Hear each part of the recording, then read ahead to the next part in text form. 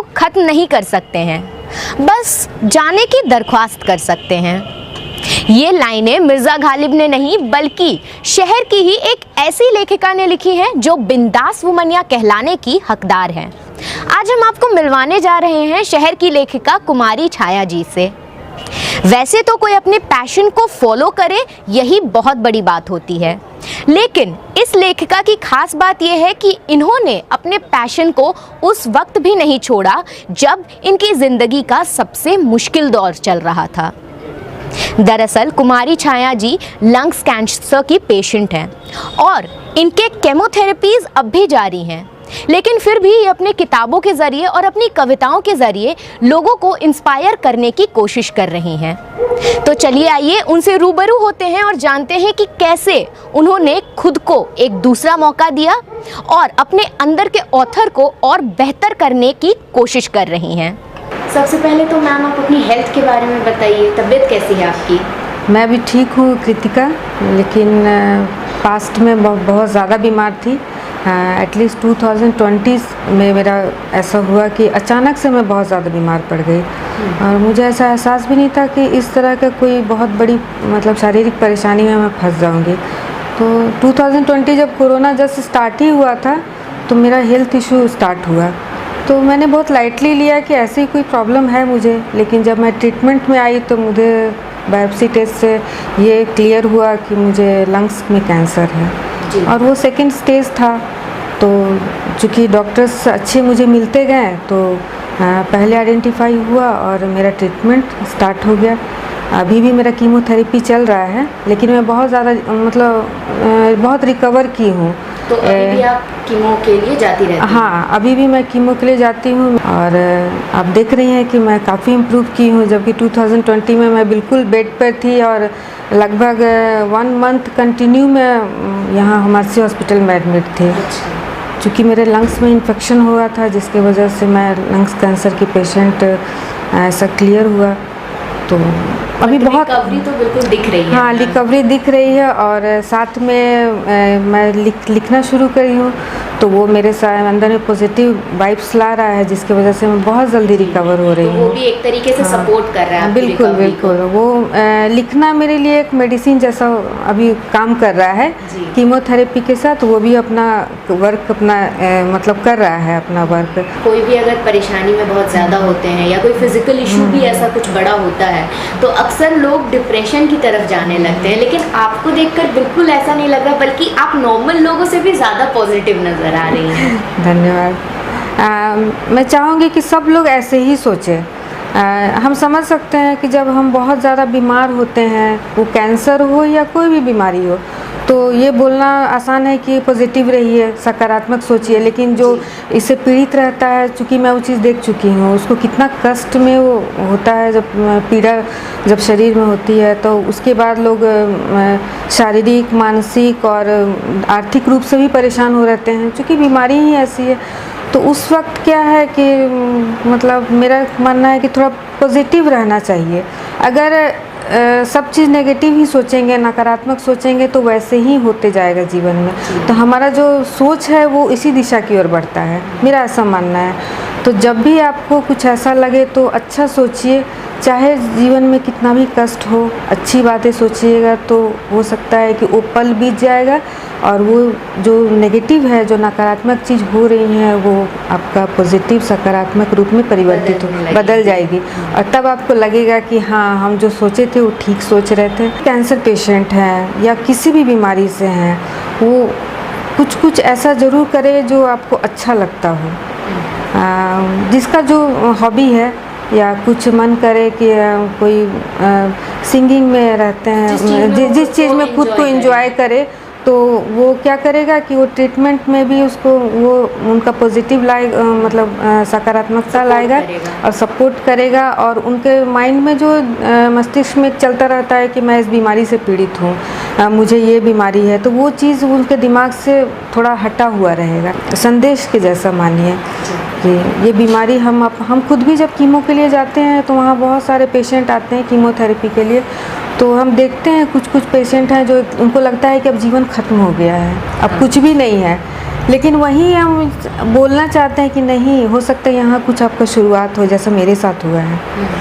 तो जैसे हम लास्ट टाइम गए तो जो वहाँ देखते हैं डॉक्टर का सारा क्लिनिक को देखते हैं, तो उनसे मैं बोली कि तब तक डॉक्टर नहीं आए थे, तो जो अल्टरनेट में डॉक्टर थे मैं उनसे मिली, तो मैं बुक उनको प्रेजेंट नहीं कर पाई। मैं गिफ्ट करना चाहती थी एक बुक कि आप मेरे को हमको इतना अच्छा ठीक कर रहे हैं, तो मैं लिख रही हूँ। बहुत मोटिवेट भी मुझे करते हैं डॉक्टर कुमार साहब। तो बोले कि ठीक है मैं दे देता हूँ किताब। तो हम बोले कि नहीं, मैं खुद देना चाहती हूँ। तो बोले कौन सा बुक है? तो हम बोले मैं खुद लिखी हूँ वो बुक।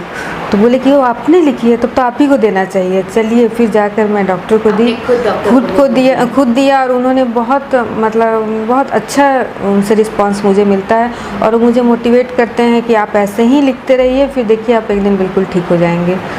तो यही है कि कुछ करते रहिए, समय का सदुपयोग करिए। जब भी जीवन में कोई नेगेटिव हो, नकारात्मक चीज़ें हो, तो उसको आप कोशिश करिए कि किसी भी तरह से उसको सकारात्मक रूप में परिवर्तित करने का। तो वो आपको आगे बहुत आगे ले जाएगा और आपको अंदर से मजबूत भी बनाएगा, आप में धैर्य लाएगा। मैं संघर्ष कर रही हूँ बीमारी के साथ, बहुत सारे चीज़ों के साथ, समाज में जो लोग बोल रहे हैं, मैंने बहुत चीज़ फेस किया है उस पीरियड में। तो वो सब चीज़ अब जो रिज़ल्ट आ रहा है, जैसे मैं लिखना शुरू की, तब लोग सोचते हैं कि हाँ मतलब इतना कष्ट पीड़ा में होने के बाद भी वो लिख रही थी, यानी कुछ काम कर रही थी, तो हमको भी ऐसा करना चाहिए। तो अगर एक भी पर्सन को, एक भी व्यक्ति को मैं ऐसा अगर मोटिवेट करने में मैं सक्षम हुई, तो मुझे लगेगा कि मेरा लिखना सार्थक हो गया। कृतिका मेरी फैमिली में मेरे हस्बैंड हैं राकेश रंजन, जो पत्रकार हैं जी। और उनसे मैंने हिंदी सीखी है। हिंदी मेरी अच्छी है, लेकिन वो चूँकि शुरू से हिंदी पत्रिका, हिंदी न्यूज़पेपर में काम करते रहे हैं, तो जैसे कहीं हमको लगता है कि डाउट में आते हैं तो उनसे हम मदद लेते हैं, उनसे सीखते हैं। दूसरा मेरा बेटा है जो सॉफ्टवेयर इंजीनियर है अभी, और वो मुझे टेक्निकल चीज़ सिखाता है। अच्छा। जैसे लिखना है तो आपका ये साइट बना दिए, ये ऐप है मम्मी, यहाँ लिखिए, ऐसे आप करिए, जैसे वेबसाइट बना, सबके बारे में वो बताता है कि बुक को कैसे ये इसमें हाइलाइट्स में लगाइए, तो ये सब तरह से मदद करता है। फिर जो मेरी दूसरी बुक आई है तो उसका डिज़ाइनिंग में उसने सब किया है। तो मेरे हस्बैंड हैं, बेटे हैं, उसके बाद मेरे पेरेंट्स, इन लॉज मेरे, चूँकि उनसे मैं मिल भी नहीं पाई है, मेरा दुर्भाग्य ऐसा रहा। मेरी शादी से पहले ही उनका देहांत हो चुका था, तो वो अब इस दुनिया में नहीं है। तो मेरे पेरेंट्स हैं, तो अभी हमारे गार्जियन वही हैं, तो उनके तरफ से आशीर्वाद बोलिए, सपोर्ट बोलिए, सब चीज़ रहता है। तभी मेरे परिवार यही लोग हैं, और मेरे भाई बहन जो हैं बहुत सपोर्ट करते हैं। अगर मैं एक लाइन भी लिखती हूँ तो बोलते हैं कि हाँ और लिखो, बहुत अच्छा लिखी हो, मतलब इतना बहुत मोटिवेट करते हैं। इससे पहले मैम आप क्या करती थी? मतलब हाउसवाइफ थी या कोई दूसरा कुछ वर्क करती थी? इससे पहले मैं टीचर थी। अच्छा, आप टीचिंग प्रोफेशन में? टीचिंग प्रोफेशन में थी। वो भी मेरा फेवरेट वर्क है, पढ़ाना। अच्छा, पढ़ाना मुझे बहुत पसंद है। कौन से सब्जेक्ट्स? साइंस। मैं बायोलॉजी की टीचर थी। ओके। तो मेरा बैकग्राउंड साइंस है। यही मेरा जमशेदपुर से ही मेरा पूरा एजुकेशन है। अच्छा। यहाँ टीमटेट क्रिश्चियन क्लब स्कूल है, जहाँ से मैंने प्राइमरी के लगभग 7th तक पढ़ाई की है। 8, 9, 10 साक्षी गर्ल्स हाई स्कूल, देन +2 मैंने किया KMPM इंटर कॉलेज बिष्टुपुर। और आप पढ़ाते कहाँ थे? पढ़ाते थे हम शास्त्री नगर कदमा, आदर्श बाल उच्च विद्यालय। वहाँ 5 to 10 पढ़ाती थी बच्चों को, साइंस सब्जेक्ट पढ़ाती थी कभी कभी। लेकिन मुझे हिंदी बहुत पसंद है, तो इसीलिए वहाँ बोलती थी मैं कि किसी एक क्लास में मुझे हिंदी का एक पीरियड मुझे दीजिए, और मैं बोलकर एक हिंदी का लेती थी। हाँ, बचपन से मुझे बुक पढ़ना, स्टोरी बुक पढ़ना, ऐसा बहुत पसंद था। होता है ना, किसी किसी को कुछ हॉबी रहता है, हमको किताब से मुझे बहुत लगाव है। हाँ, तो स्कूल में चूँकि पढ़ाने से जुड़ गई, तो बुक से मेरा कभी भी नाता टूटा ही नहीं। और अक्सर ऐसा होता है कि महिलाएं बाद में क्या होता है कि फैमिली को लेकर बहुत ज़्यादा व्यस्त रहने लगती हैं। हाँ। तो अपनी हॉबी को वक्त नहीं दे पाती, लेकिन क्योंकि आप इसी प्रोफेशन में थी तो इसलिए बुक से कभी अलग हुई नहीं। और ये भी हुआ कि मतलब मेरी शादी थोड़ी जल्दी हो गई थी, +2 के बाद ही। तो फैमिली मेरे मतलब अच्छे मिले, मेरी पढ़ाई रुकी नहीं। तो बुक से जो मेरा लगाव था ना, ये मेरा पहला स्कूल नहीं है। मैं पहले भी हाजीपुर में भी रही हुई हूँ, वहाँ मेरा ससुराल था, तो वहाँ भी मैं पढ़ाती थी। तो पढ़ाने से क्या है, बच्चों अभी भी बच्चे आते हैं मुझसे मिलने। अभी रिसेंट में मेरा बर्थडे हुआ है, तो सरप्राइजली आके मुझे मेरा बर्थडे सेलिब्रेट किए घर आके। तो ये हमको ये फील हुआ कि ये सब मेरा अचीवमेंट है, जबकि वो 4-5 साल पुराने सीनियर बच्चे थे जो 10th पास कर चुके थे। तो ये सब है कि मैंने मतलब सोसाइटी को कुछ अच्छा दिया, मैसेज दिया। बच्चे आके मिलते हैं कि मैम आज मैंने ये एग्ज़ाम निकाल लिया, आज मैं उस जगह पर हूँ, मैं ये वर्क कर रहा हूँ। तो टीचिंग प्रोफेशन हमको शुरू से ही, बचपन से वो भी हमको पसंद था। बच्चे काफ़ी खुश होते हैं। मेरे पढ़ाए बच्चे मेरा बुक ऑनलाइन परचेस करके फिर बुक के साथ सेल्फी भेजते हैं। तो सोचिए वो हमको कितना खुशी देता होगा अंदर से। तो ये सब क्या है ना कि ये सब भी मुझे बहुत अचीवमेंट हुआ एक तरह से, कि जिस बच्चों को मैंने पढ़ाया है। तो टीचिंग प्रोफेशन से भी मुझे काफ़ी लगाव है और बहुत कुछ मिला है। अच्छा मैम, ये बताइएगा कि आपको लिखने का शौक़ कब से था? तो ये शौक़ मेरा बचपन से था। जब मेरी बुक आई है तो मेरी बहुत सारे स्कूल की फ्रेंड्स पूछी कि छाया तुम कब से लिख रही हो। उन लोगों को भी पता नहीं था, उन लोगों को भी पता नहीं था कि मैं लिखती हुई। तो मैं थोड़ी कम बोलती हूँ ऐसे, मतलब मेरा ऐसा नेचर है कि थोड़ा ज़्यादा चुपचाप रहती हूँ, सॉफ्ट स्पोकन, कम बोलना, ज़रूरत हो उतना ही बोलती हूँ। तो वो लोग अब पूछती तुम कब मतलब लिखती भी हो तुम? तो हम बोले कि हाँ। तो बोले कोई पता नहीं चला स्कूल में? तो मैं बोले कि नहीं, मतलब लिखती थी, डायरी वगैरह में कहीं लिख के रखना सब रहता था, लेकिन वो कलेक्शन मेरे पास अभी नहीं है, हो गया इधर उधर। कब डिसाइड किया कि अब आपको कलेक्शन को एकजुट करके किताब लिखनी चाहिए, या ऐसी किताब लिखनी चाहिए जो पब्लिश हो सके? ये 2019 में कुछ पता चला कि ऐप वगैरह में लिख सकते हैं पोइट्री। हाँ, तो मैंने डायरी में भी लिखती थी और ऐप में भी लिखना शुरू किया। तो फिर मैंने सोचा 1, 2, 3, 4 होते होते बहुत सारा कलेक्शन मैं लिखती चली गई। तो मैंने देखा कि मेरे पास कलेक्शन काफ़ी है। तो घर में भी सब लोग बोलने लगे, मेरे हस्बैंड, मेरे पापा, मेरे बेटे ने भी कहा कि आपका बुक पब्लिश हम लोग करवाएंगे। मैं भी सोचती थी कि हाँ, बुक पब्लिश करवाना चाहिए, मतलब अच्छा लगेगा, लोग पढ़ेंगे। सिर्फ मैं ही पढ़ रही हूँ या जो लोग मेरे व्हाट्सएप वगैरह में है वो लोग ही देख पा रहे हैं। तो एक दिन मेरे हस्बैंड से मिलने आए अंशुमन भगत जी, जो खुद भी एक राइटर है। हाँ, जमशेदपुर युवा राइटर में आते हैं। तो वो उनको पता चला कि मतलब बात की, तो उन्होंने कहा कि मैम आपको बुक पब्लिश कराना चाहिए। तब मैं सोची कि जब इतने लोग बोल रहे हैं तो सही में करवाना चाहिए। तो यानी अंशुमन भगत जी ने भी इसमें काफ़ी सपोर्ट किया, मुझे मोटिवेट किया कि आपको बुक पब्लिश करवाना चाहिए। तो ये सब एक हुआ। कृतिका लास्ट ईयर 2021 में मेरी पहली बुक आई, एक प्याली चाय। अच्छा। हाँ, ये बुक का खास बात ये है कि इसमें चाय से रिलेटेड 25 पोइट्री है। चाय से जुड़ी 25 है। इसमें 200 पोइट्री है जिसमें चाय पर 25 है। तो ये बुक, इसीलिए इस बुक का नाम एक प्याली चाय रखी गई। तो ये लोगों को बहुत अच्छा लगा कि बुक का जो हेडिंग है वही लोगों को बहुत इम्प्रेस किया कि क्या है बुक में, एक प्याली चाय है। तो सिर्फ चाय पर ही होगा ऐसा नहीं है, इसमें नेचर पर भी बहुत पोइट्री है, नेचर, टी, बहुत सारे चीज़ों पर है। तो ये बुक लोगों ने काफ़ी पसंद किया और ये अमेज़ोन पे बेस्ट सेलिंग बुक में आई थी। हाँ, और ये मेरी दूसरी किताब है मेरी उम्मीद की ओर, जो अभी जस्ट पब्लिश हुई है, 2000 इसी ईयर पब्लिश हुई है, मेरी उम्मीद की ओर। और ये भी बेस्ट सेलिंग बुक्स में आई है अमेज़ोन पर। तो इन दोनों किताबों में दूसरी किताब में आपके किस बारे में बताया गया? ये किताब दूसरा है जो उम्मीद, होप, जीवन में उम्मीद का क्या मतलब जगह है, उसके बारे में इसमें सारी पोइट्री है। इसमें दूसरी वाली बुक में 100 कविताएँ हैं। अच्छा। और सारे इसी नेचर से, उम्मीद, खुश कैसे रहना चाहिए जीवन में, खुशी को कैसे ढूंढना चाहिए, तो यही सब इसमें है। तो ये लोग पढ़ेंगे तो अच्छा लगेगा। जो पढ़ चुके हैं, जो नहीं पढ़े हैं, मैं चाहूँगी कि आप उसे मंगाएं और खास करके मैम आपने जो कहा कि आपके हेल्थ इश्यूज़ को लेकर जो सारी तकलीफ़ें आपने देखी हैं, तो जिसने नकारात्मक फेज अपना देखा है, वो बिल्कुल। अगर कुछ सकारात्मक चीजें बाहर लेकर आ रही हैं तो उससे अच्छा तो कुछ नहीं हो सकता है। अगर कुछ नेगेटिव हो रहा है और हम वही चीज़ सोचेंगे तो हम और ज़्यादा उसी में नेगेटिव होते जाएंगे और हम डिप्रेस्ड हो जाएंगे। तो मेरा ऐसा मानना है कि उस समय उस पल में अच्छा सोचे, अच्छी चीज़ों को पढ़े, अच्छी चीज़ को देखे जो कि आपके अंदर मतलब पॉजिटिव भावना का संचार करे, सकारात्मक भावना का संचार करे। मैं ऐसा ही करती हूँ।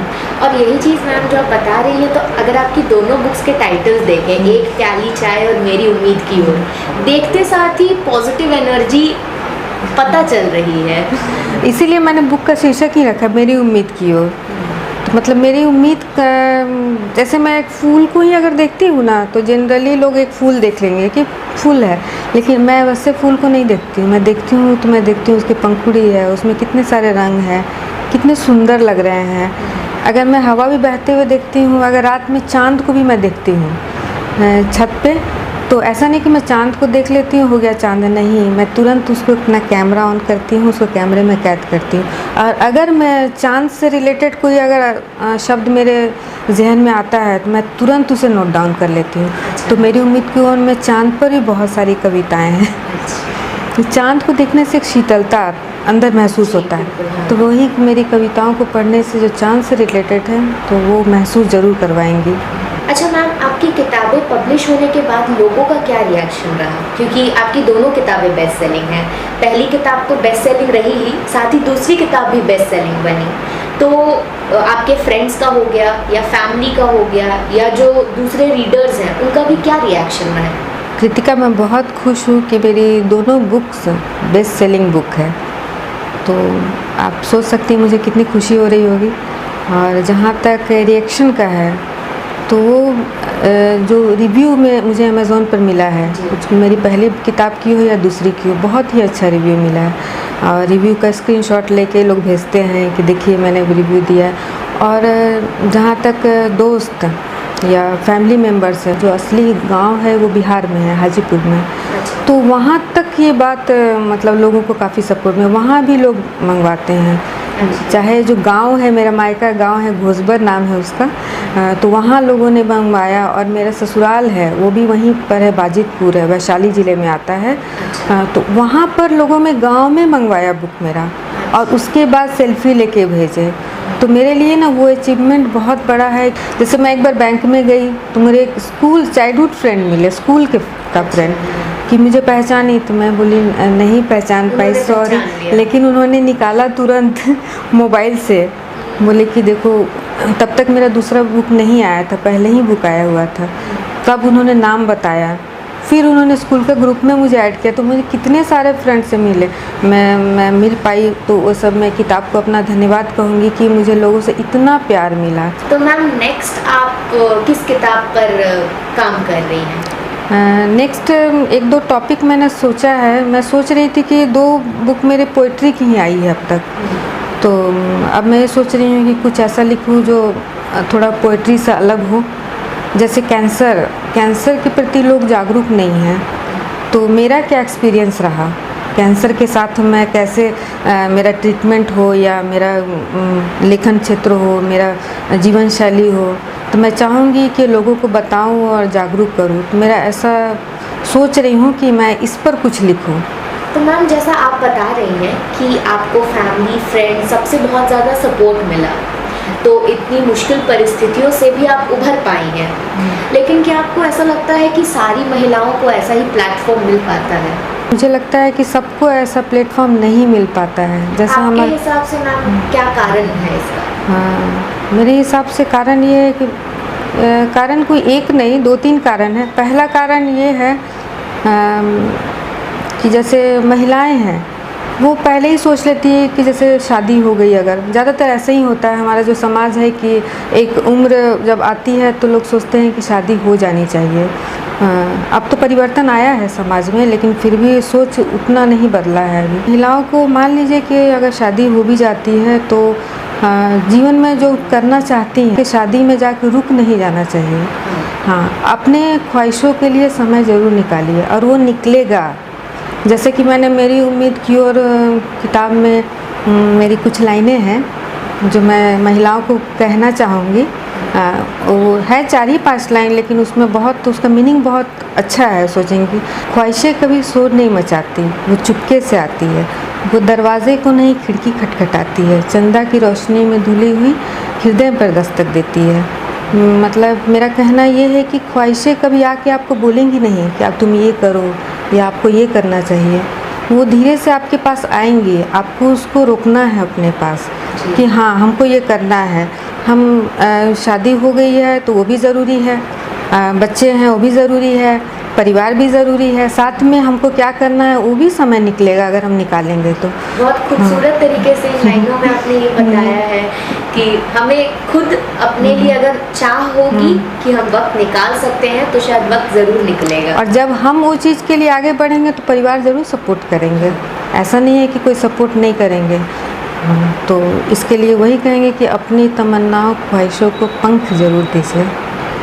आपकी अब तक की जैसी परिस्थितियाँ रही हैं मैम, ऐसे ही सिचुएशन में बहुत सी ऐसी महिलाएं हैं, अलग अलग वर्ग की, अलग अलग उम्र की महिलाएं हैं, लड़कियां हैं जो इस तरह के प्रॉब्लम्स में फंसी हुई हैं, लेकिन जो उन प्रॉब्लम से बाहर निकलने की चाह रखती हैं, तो उन्हें आप क्या एक छोटा सा मैसेज देना चाहेंगे? भारत की सभी महिलाओं से मैं आज कहना चाहूँगी कि अपने जीवन को कभी ये ना समझे कि मेरा जीवन अच्छा नहीं है, ख़राब है या ख़त्म हो गया, मैं परिवार में ही फंसी हुई हूँ, मैं कुछ कर नहीं पा रही हूँ।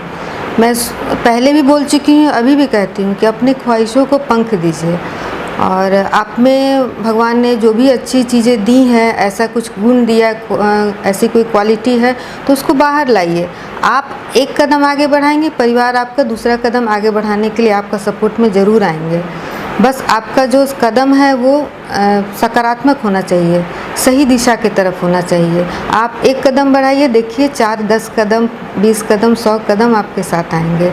मेरा यही मानना है कि अपने इच्छाओं को कभी ना दबाएं, उसे पंख ज़रूर दें। बहुत खूबसूरती से मैम आपने ये समझाया है।